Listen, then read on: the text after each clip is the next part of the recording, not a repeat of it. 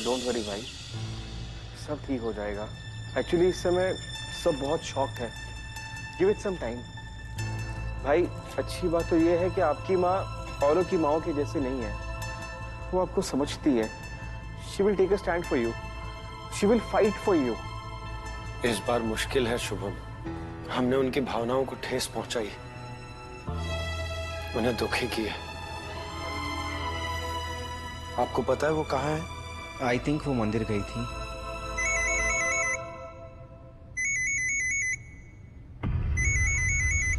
Excuse me भाई, हम अभी आते हैं।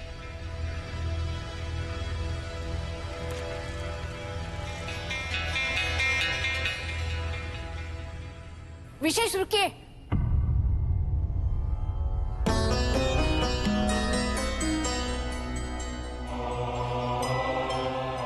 आज आप कहीं नहीं जाएंगे, और जहां तक हमारा अंदाजा है वहां तो आप बिल्कुल नहीं जाएंगे। अगर आपको अंदाजा है तो आप ये भी समझ गई होंगी कि हम नहीं रुकने वाले। रुकेंगे कैसे नहीं? दादी, अब हम कोई 7-8 साल के बच्चे नहीं रहे जिन्हें मुंह बंद करके अपनी माँ के आंचल से छुड़ाकर कमरे में ले जाकर बंद कर दिया जाए और वो कुछ ना कह सके। देखिए, हमें कद, उम्र और समझदारी तीनों में हम बड़े हो चुके हैं और अब गलत को गलत कहना जानते हैं। देख रहे हैं हम, उसी के लक्षण को देख रहे हैं। जो खुद दूषित हो वो दूसरों के विचारों को भी दूषित कर देते हैं। इसीलिए हमने ये शुद्धिकरण हवन रखा है। शुद्धिकरण? झांकी में हमारी कुल देवी का अपमान हुआ है, उनकी पवित्रता पर आंच आई है। हमारे कुल पे ये संकट है क्योंकि लड़की कुंवारी ही नहीं है। दादी माँ, अब हम सब कुछ ठीक करके ही जाएंगे। और एक बात जान लीजिए, इस स्कूल की वधू उस लड़की जैसी दागदार नहीं होगी, कतई नहीं होगी। बस कीजिए दादी माँ, कंचन पर कोई दाग नहीं, ना ही उनका तन मैला है ना ही उनका मन। आपने तो खुद देखा ना, किस तरह उस आदमी ने जबरदस्ती। देखा था, आप भी देखिए और समझिए कि लड़की में तेज होना चाहिए।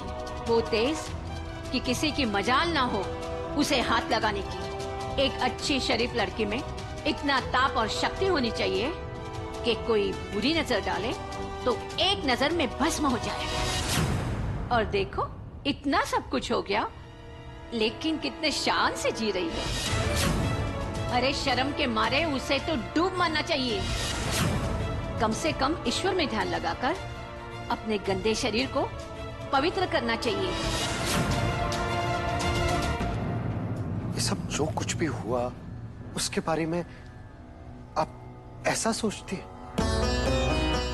1 महीने की बच्ची से लेकर 80 साल की औरतों तक उनके साथ अगर ऐसा होता है तो वो इसलिए कि उनकी आंखों में तेज नहीं है। अगर कोई गिद्ध उनकी इज्जत नोच खाए तो वो इसलिए कि उनके अंदर ताप नहीं है। उन वहशी दरिंदों से तो कोई सवाल नहीं करता। अरे आदमियों का क्या है? हाँ, आदमियों का क्या है? ना तो उनका कोई धर्म है और ना ही कोई ईमान। पता है क्यों? क्योंकि उनकी माएं आप जैसे विचारों वाली है, जो अपनी बेटी को दुपट्टा संभालना, अपनी बहू को आंचल संभालना तो सिखाती है, लेकिन अपने बेटों को औरतों की इज्जत करना नहीं सिखाती। और क्या कह रही थी आप कि उन्हें डूब मरना चाहिए? क्यों नहीं जिए वो? केवल इसलिए कि आप जैसे विचारों वाले लोग, ये समाज उन पर उंगली उठा सके, उनके घावों को फिर से कुरेद सके। उस वहशी दरिंदे ने तो उनके शरीर को नोचा। आप सब लोगों के विचार, उसके स्वाभिमान को नोच सके, इसलिए मर जाना चाहिए उन्हें। दादी, जिस दिन आप जैसी माएं बदल जाएंगी ना, उस दिन ऐसे बेटे भी बदल जाएंगे, ये समाज भी बदल जाएगा और ये जो कुछ भी होता है वो भी बदल जाएगा। फिर ना कोई देवयानी रोएगी, ना ही कोई कंचन। विशेष, 1 मिनट काश हमारे पास कुछ ऐसे शब्द होते जिनसे हम आपको ये एहसास दिला सकते कि आप भी एक औरत हैं।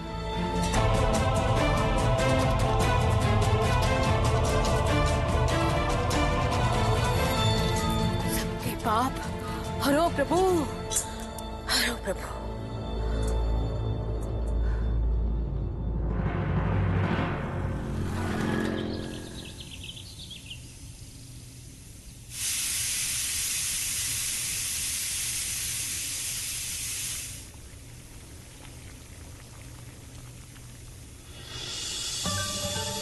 खीरू, अरे दीदू उठ गए आप जल्दी से रेडी हो जाओ क्लासेस के लिए। खीरू, तू किचन में क्या कर रही है?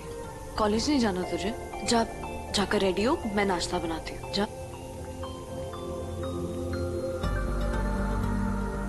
सब बना लिया? कितने बजे उठ गई थी तू? 5 बजे। हाँ दीदू, आप जल्दी से जाके रेडी हो जाओ, मैं आपके लिए नाश्ता और चाय लेकर आती हूँ। आप अभी टिफिन साथ में लेकर ही जाना, तो आप डिफेंस एकेडमी से सीधे पार्लर चले जाना, ठीक है? चलो चलो चलो, जल्दी रेडी हो जाओ। कीरू। हाँ नहीं, ओ कंचन सुन बेटा। हाँ पापा। वो कंचन, मैं सोच रहा था, मैं सामान लेने जा रहा हूँ, तो मैं सोच रहा था कि तू साथ चल, मैं तुझे एकेडमी में छोड़ दूंगा, ठीक है ना? नहीं पापा, मैं खुद चली जाऊंगी। हाँ वो ठीक है, पर मैं उधर ही जा रहा हूँ, तो मैं साथ चलता हूँ, मैं छोड़ दूंगा तुझे, ठीक है? मैं चाय लाती हूँ। हाँ ले आ। जो भी हुआ ना, अच्छा ही हुआ, छुटकारा तो मिला। वरना चाची जी, हमारी बात ना कोई नहीं मानने वाला था, ना भाई और ना माँ। जिसने भी वो सीढ़ी भेजी ना, बिल्कुल सही वक्त पर भेजी। अब जो तमाशा हुआ वो अच्छा नहीं हुआ, लेकिन अब क्या करें, माँ को ये सब पहले सोचना चाहिए था। कंचन को देखकर कभी ऐसे लगा नहीं कि उसके साथ ऐसा कुछ हुआ होगा पहले। अरे हाँ बेटा, अब लोग अपने मुंह पर कालिक लगाकर तो घूमते नहीं हैं। खैर, जाने दीजिए उस लड़की को। आप तो हमें ये बताओ, अब आपने आगे क्या सोचा है? मतलब कि अब वो लड़की तो राजमहल में आने से रही, तो क्यों ना अब आप शिवांगी के रिश्ते की बात छेड़े। बल्कि हम तो कहते हैं आप माता जी से बात कीजिए।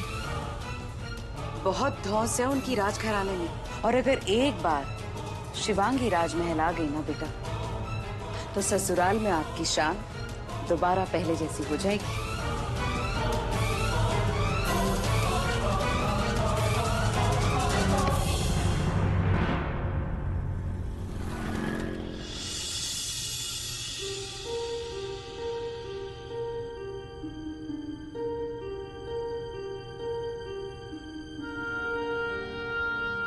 कंचन जी, आप परेशान मत होइए, सब कुछ ठीक हो जाएगा। हमने माँ को सब कुछ बता दिया। हमने उन्हें बताया कि आप तो उन्हें सब कुछ बता देना चाहती थी, पर हम ही ने आपको बताने से रोका। और इसीलिए माँ आपसे नाराज नहीं, माँ हमसे नाराज है।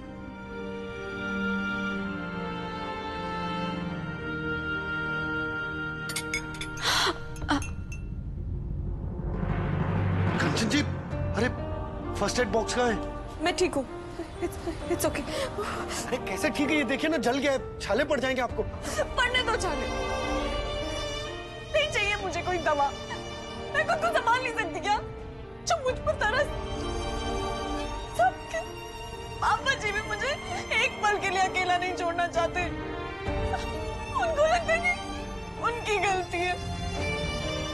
और कीरू, वो जो छोटी सी बच्ची है, और वो मुझे बच्चों की तरह संभालना चाहती है। और तो उसने घर का सारा काम कर डाला, और अब तुम आ गए कंचन जी, मुझे सहारा देने के लिए। कंचन जी, हर वक्त वो दया मुझे याद दिलाती कि मेरे साथ क्या हुआ था। मैं वो सब भूलकर एक नॉर्मल जिंदगी जीना चाहती हूँ, और सब लोग तुम लोगों को समझ में नहीं आता क्या? तुम कंचन जी, हमारी बात सुनिए। कौन तरस खा रहा है आप पर? आपके पापा, कीरू, हम? अपने पापा के बारे में सोचिए।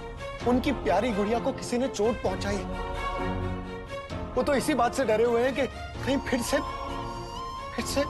कोई उसे चोट ना पहुंचा दे। जिस तरह आपने ये बात उन्हें इसलिए नहीं बताई ना कि कहीं आप उन्हें खो ना दें। आज उन्हें भी इसी बात का डर लगता है कि कहीं वो अपनी बेटी को खो ना दे।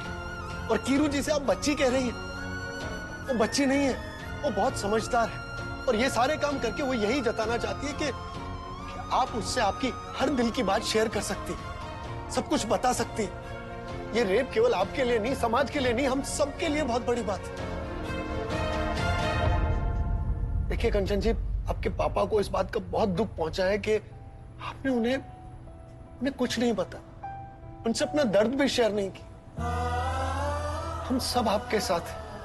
ये केवल आपका दर्द नहीं है, हम सबके लिए वही दर्द है जिससे आप गुजर रही। आज वो ये दर्द महसूस कर रहे, उन्हें वक्त लगेगा, तब तक संभालने दीजिए, हमें बांटने दीजिए ये दर्द। सब कुछ धीरे धीरे ठीक हो जाएगा। और वैसे भी हमारे लिए तो आप शेरनी है, हाँ? सबसे लड़कर, सबसे जीत कर आप निकल आएंगी, पूरा भरोसा है हमें, है ना?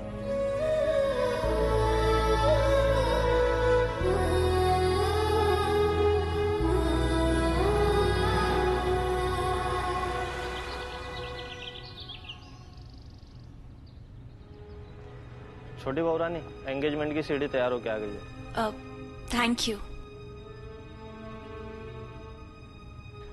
मम्मी जी, ये विशेष भाई साहब के एंगेजमेंट की सीढ़ी आई है। इसे कूड़े में फेंक दीजिए।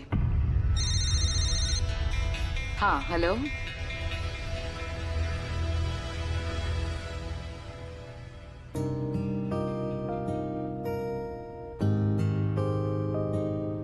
उस दिन कितने खुश लग रहे थे ना शुभम जी। वो दिन तो हमारे लिए बहुत ही खास है। इसको प्ले करते हैं।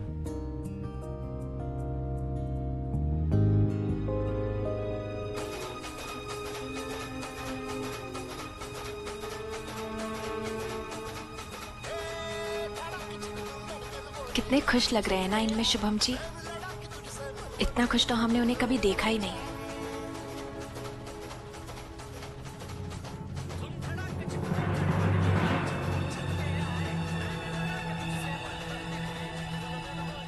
ये लड़की कौन है? शुभम जी कहाँ चले गए?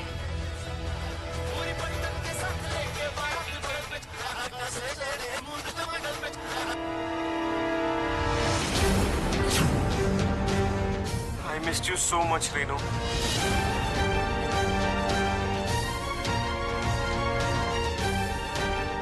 शुभम जी की खुशी की वजह वो रेनू।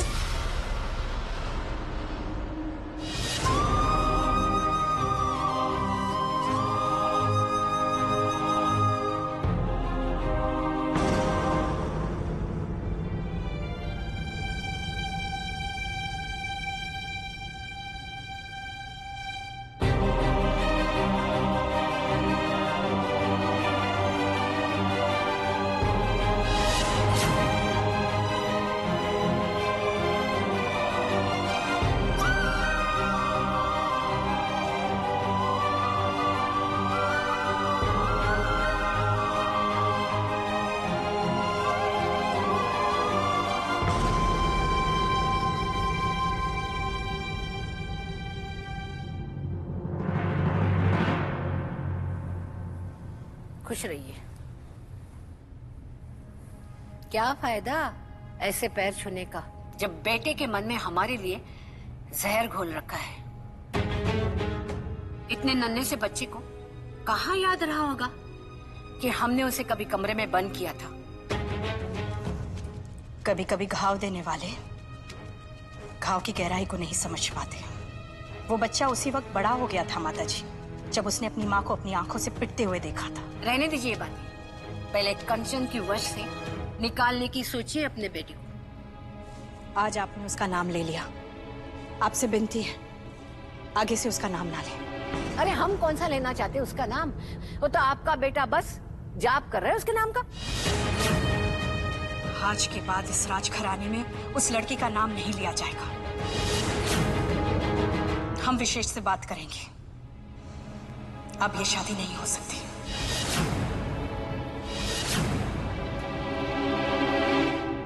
शादी नहीं होगी?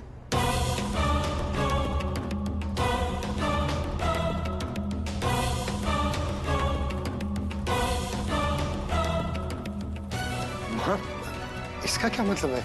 वही जो आप समझ रहे हैं। हम नहीं समझ रहे माँ। शादी क्यों नहीं हो सकती? हमें केवल इतना समझ में आ रहा है कि आप नाराज हैं और आपकी नाराजगी जायज है। हमने आपसे बातें छुपाई, लेकिन बातें छुपाई? या बहुत बड़ी बात। भरोसा तोड़ा है हमारा, और फिर राजघराने के इतने बड़े अनुष्ठान में एक ऐसी लड़की को बिठाया जिसका कोई अधिकार नहीं है वहां बैठने का। इस लड़की के दामन पर दाग ही विश्वासघात का घुट भी हम पी गए। लेकिन अब उसे राजघराने की बहू हम नहीं बना सकते, हरगिज नहीं।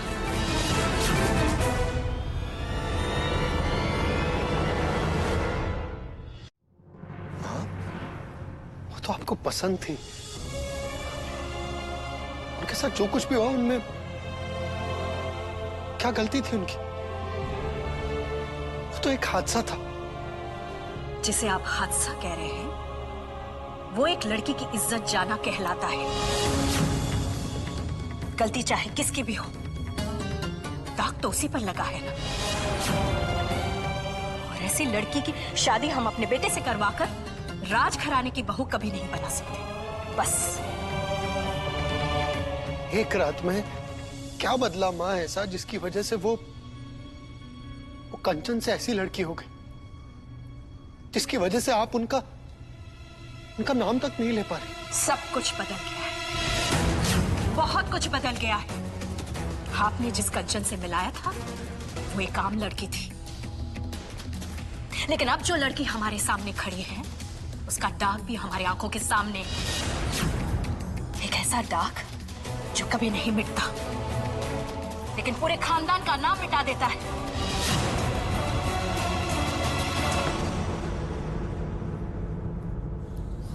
माँ,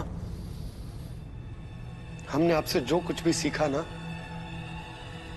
आज हम उस इम्तिहान में फेल हो गए। आज से तो सबकी जिंदगी में होते हैं माँ, बस उनके रूप अलग होते हैं। आप ही को देखकर सीखा माँ कि उन हादसों से, अपने अतीत से इस तरह निकलकर अपनी जिंदगी की एक नई शुरुआत करनी चाहिए।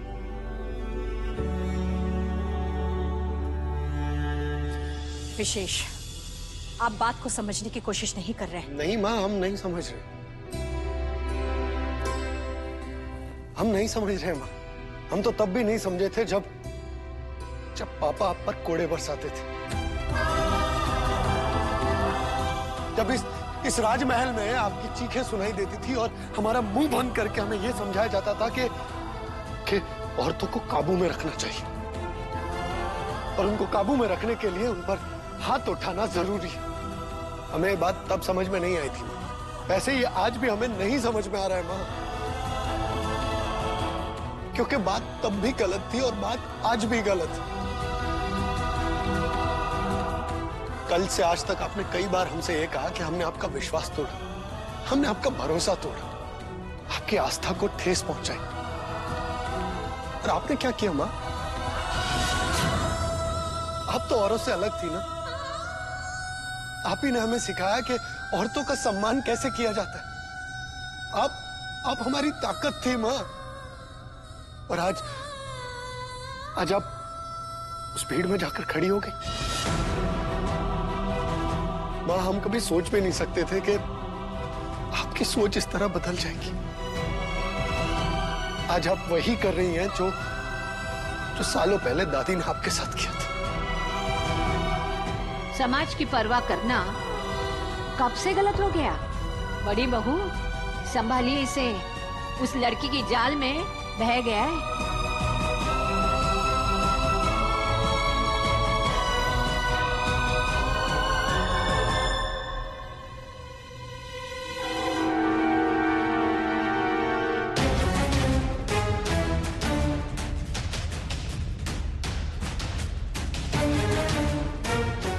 हमें तो उम्मीद ही नहीं थी कि भगवान हमारी इतनी जल्दी सुन लेगा। भाभी, हमारा दर्द अब समझोगे आप, वही दर्द जो हम सालों से महसूस कर रहे हैं।